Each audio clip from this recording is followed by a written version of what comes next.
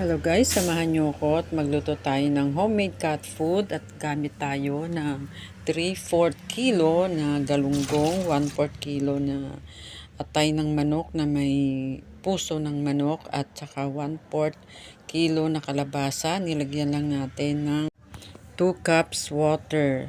Ayan, pakuluan natin. Siyempre, hindi tayo dapat maglagay ng asin at kahit ano pa mang seasoning. At ito yung inabot.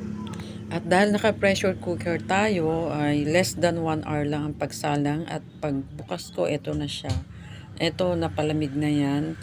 Ayan, konting halo na lang at yan, durog na siya. At ito ang inabot, halos katumbas siya ng 3 lata na nabibili na Labas ka dyan, food. labas.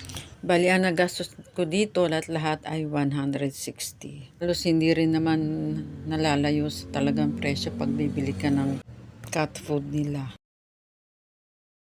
Tapos niya, mapapadede na naman yan.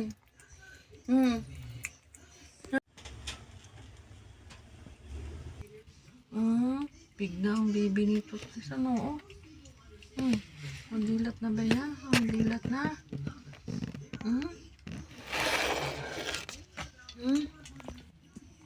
Nabantayan mo sila? Nabantayan mo? Oh, samahan mo ulit. Sasamahan mo rito sa chocolate. Tsaka yung baby niya. No, masiksika na kayo.